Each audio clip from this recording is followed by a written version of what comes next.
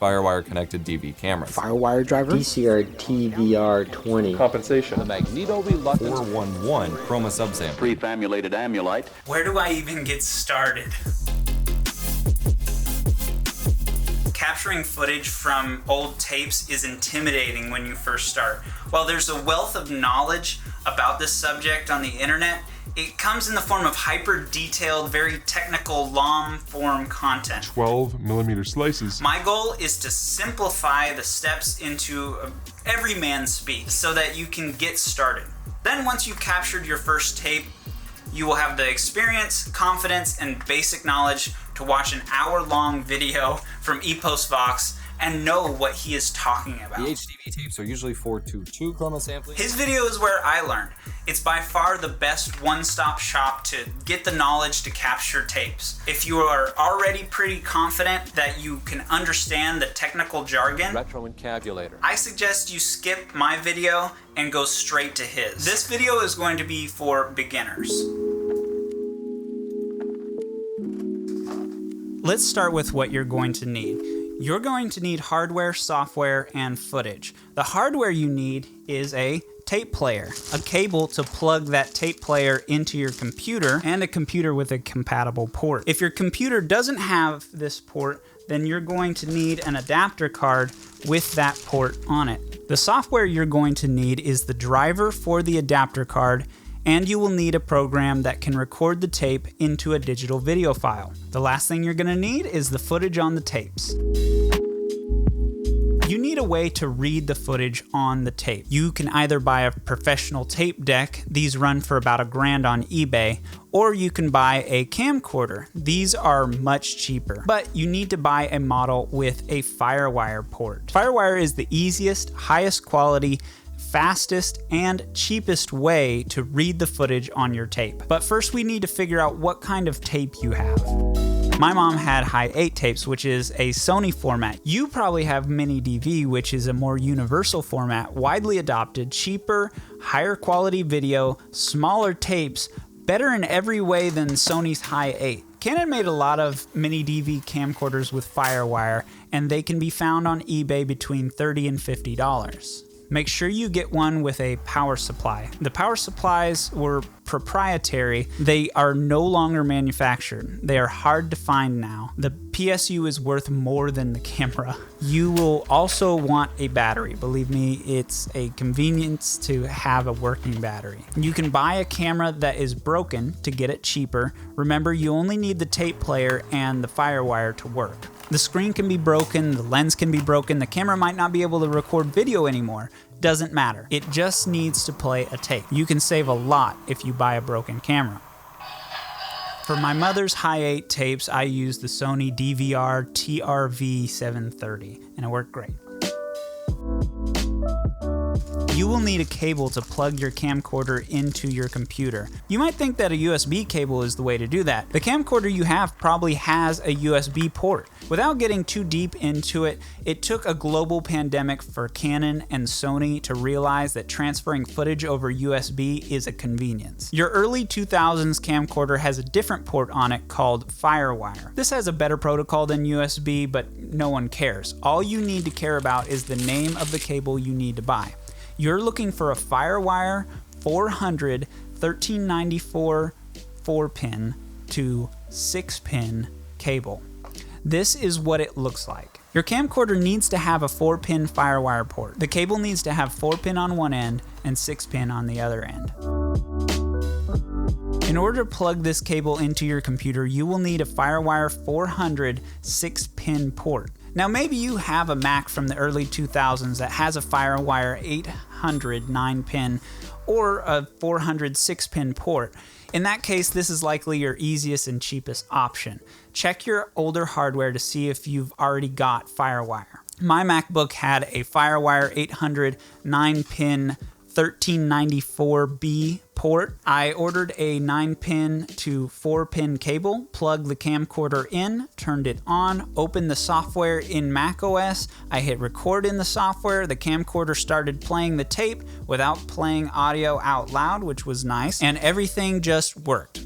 I recommend this workflow even though the software is expensive because it is dead simple. I would have kept using this workflow had the SSD not died in my Mac. I still need to make a video about what happened. Maybe you need to use a Windows 10 PC like me. You will need to buy a Firewire add-in PCIe adapter card. There's a detailed article about which card to buy. In short, you will want a Firewire 1394A 400 6-pin card with a VIA chipset. VIA. The VIA chipset is older and far more compatible with the vast majority of Firewire 1394 devices, such as this Canon camcorder. The VIA is older than what, you ask?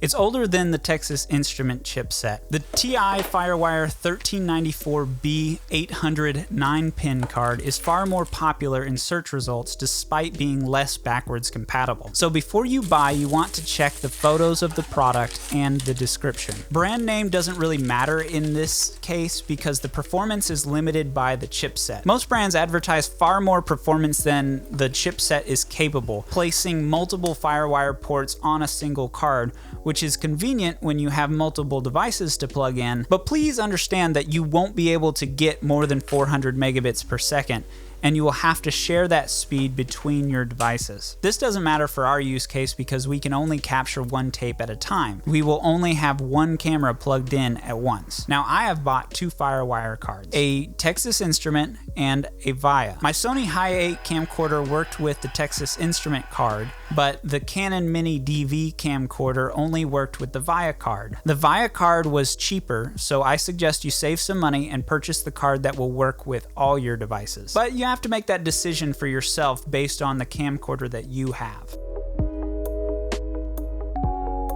As far as how powerful your computer needs to be, digitizing tape footage is not a very intense task. Mini DV is capable of full HD footage, while Hi8 tapes are only 480 resolution. And since you are recording at real-time playback speed, the data is a slow trickle into your computer. My 2011 MacBook was capable of recording full HD mini DV footage without maxing out the processor. The spec that you need to be worried about is the storage capacity. Each tape is going to take about 25 gigabytes of space. My mom has around 50 tapes. That's well over a terabyte of space. Now you're going to want to split and transcode these files to make them easier to play back. You're going to need to double that space since you will be creating a copy of each tape.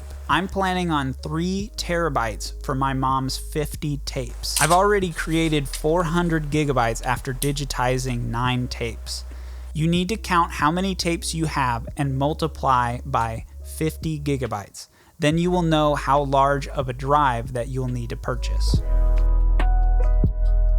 Windows 10 doesn't come with Firewire drivers. macOS 10 does come with Firewire drivers pre-installed. Actually, Windows 10 does have Firewire drivers. However, they are not the legacy drivers that will be compatible with the older camcorders, such as what we're working with. Download the drivers here, install them, and restart your computer. Check Device Manager to verify that the drivers are installed.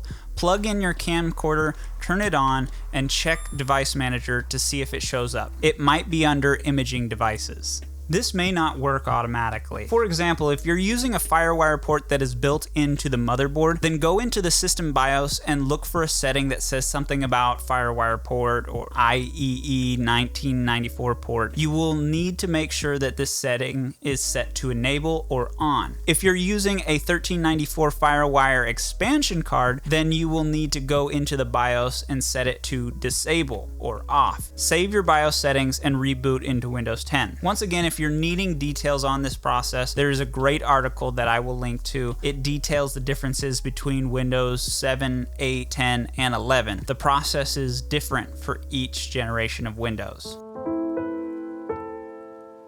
Once you've got your Firewire card installed, your drivers installed, and your camcorder plugged in, and everything is showing up in Device Manager, download WinD from here, extract the files, and open the executable.